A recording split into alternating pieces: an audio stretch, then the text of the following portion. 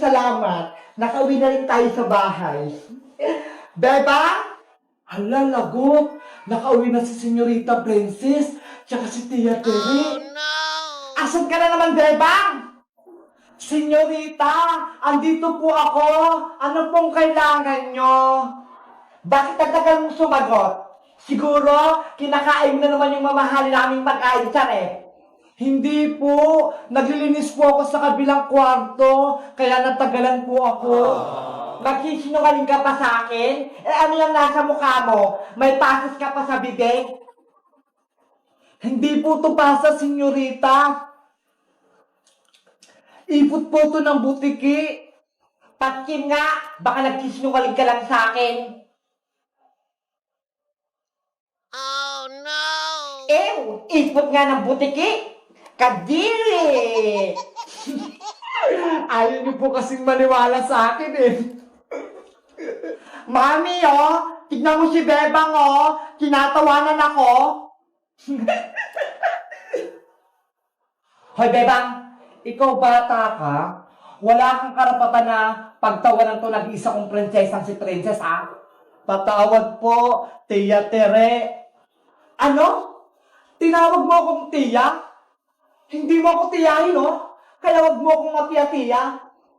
Ako lang naman ang donya sa pamamahay na to. Kaya tawagin mo ako ng Donya Tere. Wow! Hindi na po mauulit, Donya Tere. O siya, nakapagsahin ka na ba? Hindi pa po eh. Ang tamad-tamad mo talaga, Bebang, no? Anong gusto mo? Ako pa magsasaing? Hindi po, Senyorita Princess. Nawala na po talaga sa isip ko. Ang dami ko po kasing ginagawa dito sa may palasyo eh. Mami, si Bebang, sumasagot pa, nagrereklamo, ayaw atang magsaing. Hoy, Bebang, huwag kang umustang senyorita dito. Dahil ikaw ang katulong. Kaya ikaw ang gagawa ng mga gawaing bahay. Totoo naman po yung sinasabi ko eh. Ang dami ko pong ginawa dito sa may palasyo. Naglaba pa ako, naglinis, nagugas ng pinggan, nagwalis, nagdilig.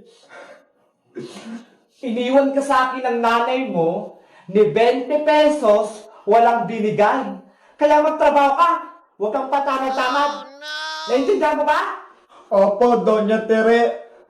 Naiintindihan ko po. Eto na yung lulutuin mong bigas, Dapat, saktong 1 milyong butil to, Walang susobra, walang kukulang. Kung hindi, yari ka sa akin. Ang hirap naman yan, Senyorita Princess. Bibilangin ko pa to isa-isa. Ay aba, nagreklamo ka ba? Baka gusto mong palayasin ka namin dito at pulutin ka sa kankuhan. Opo, bibilangin ko na. Dapat lang, dahil ako natutunod dito.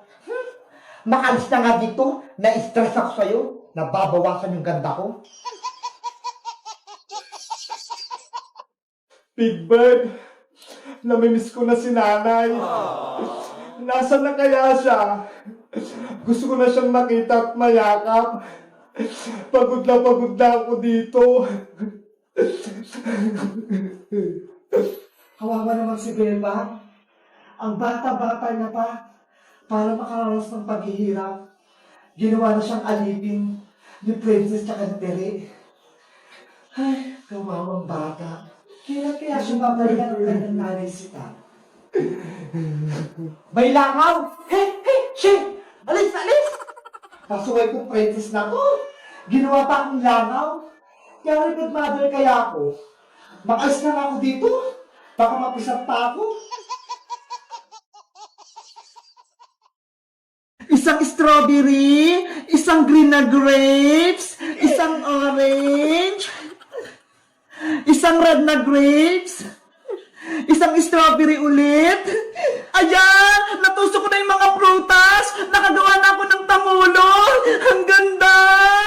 Bebang, pwede na ba yung kainin? Hala! Excited ka naman, Princess! Di ba nga, gagawa nga tayo ng tangulo? Kasi nagugutom na ako eh!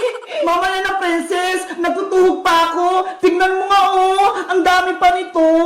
Bebang, gusto mo?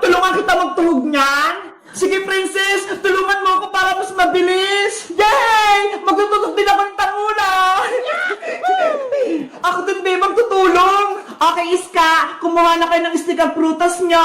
Yay!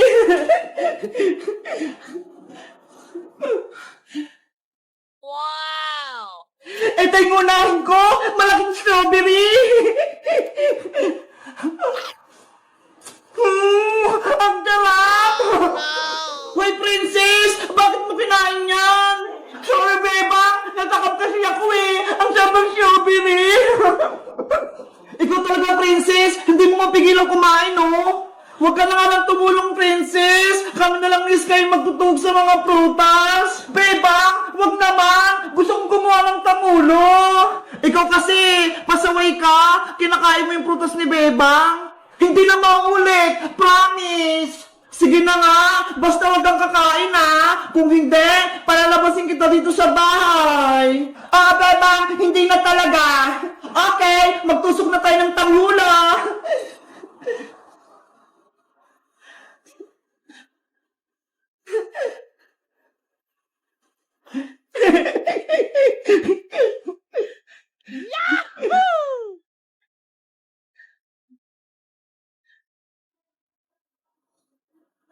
Bebang, ano nga palang gagawin natin dito sa Tangulo? Kakainin ba natin to? Ibebenta natin to sa kalsada Iska bukas para magkapera tayo. Ano ba yan, Bebang? Akala ko naman, kakainin na natin to, tapos ibebenta lang pala. Kasi, princess, mag-school na tayo. Kailangan natin bumili ng bagong gamit. Kaya, mag-ipon tayo ng pera. Ganun ba? Sige, tusukin na natin to lahat.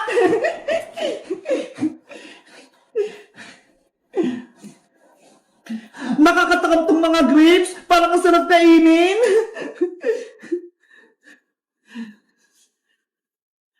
Ayan! Nakadalawa na ako!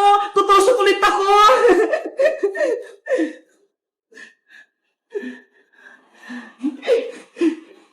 Ako din! Ang ganda na nitong nagawa ko! Ako din! Tapos na itong pangalawa! Bilisan natin para matapos natin kaagad!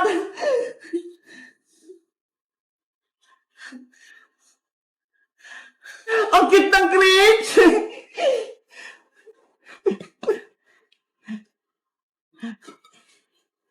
Itong strawberry naman, fresh na fresh! Ay, nahulog! Pupulutin ko! Ayan, hindi na ako makikita ni Iska pati ni Bebang. Pwede ko na itong kainin.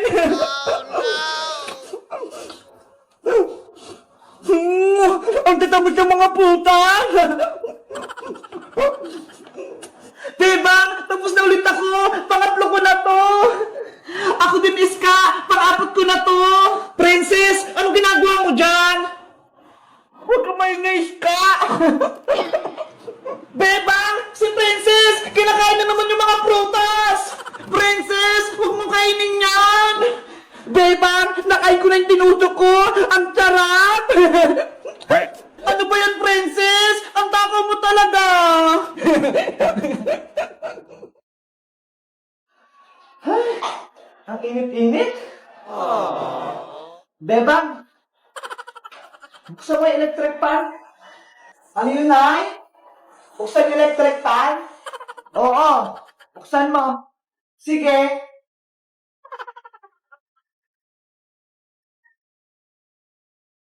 Oh no! Ang tagal naman. Ayan na, Nay. Nabuksan ko na yung electric fan. Bubita ka talagang babae ka? Bumili ka na nga lang doon ng soft drinks kay Madam Sonia para lumamig-lamig yung ulo ko. Wow! Anong soft drinks? Coke o Royal? Coke! Malaki ang maliit. Yung malaki, yung kasya sa ating dalawa. Naka-plastic o naka-bote? Yung naka-bote, last na lang. Malamig o mainit? Subukan mong bumili ng mainit. Iyahampas ko sa'yo. Siyempre, yung malamig.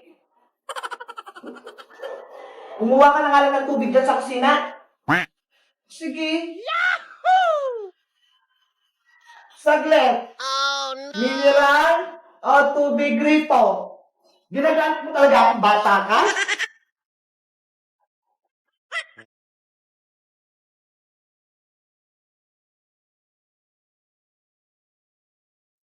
Aling Sonya! Anong bibilhin mo, Bebang? Pabili po ako ng Safeguard, yung Bioderm. Ha? Safeguard na Bioderm pa? Ano pa talaga? Yung sabon po ni nanay, yung lagi niyang binibili sa inyo, yung pantanggal niya ng buni sa puwet. What? Hanggang ngayon may buni pa rin si Sitang? Matagal na yun ah. Hindi pa rin nawawala? Opo, hindi pa po rin nagaling. O, teka, kukunin ko lang. Ito yun oh. Opo, ayan po yun. Magkano po yan, Aling Sonya? 20 pesos. Eto po bayad ko ha. Wow!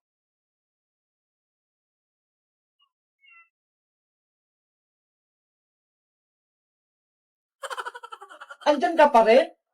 Andyan na yung sabon ha. Ano pang naantay mo? Aling Sonya, 50 pesos po yung pera ko eh. Asan po yung sukli? 50 pesos ba? Parang 20 lang yun ah. Oh 50 no! po yun. Tignan nyo po dyan sa lagayan. O, teka lang, titignan ko.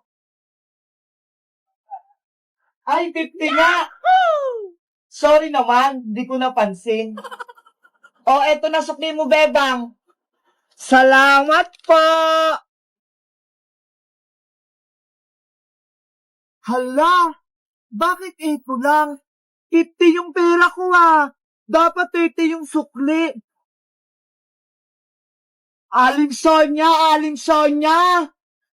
Ano na naman yun? Istorbo ka sa pagtitiris ko ng tigyawat? Kulang pa rin po itong binigay niyong sukli sa akin. Ano? Kulang pa rin? Ay aba, baka binubudol mo na ako ha? Di ba po 50 pesos yung pera ko, 20 pesos yung sabon, dapat 30 yung sukli niyo sa akin. Magkano ba binigay ko sa'yo? Ito po, 20 pesos lang. Ay, oo nga, kulang. Buti na lang, marunong na ako magbilang, hindi na ako mapapagalitan ni nanay. O, Bebang, ito na sukli mo, ha? Wala nang kulang yan. Thank you po, Aling Sonya. Sa susunod po, magamit kayo ng calculator para hindi kayo malito. 1 hour later. Papili po ulit, Aling Sonya. Ano yun, Bebang? Magkano po yung Colgate na close-up? What? Ito ba?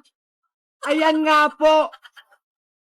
8 pesos lang. Wow! Eto po yung bayad.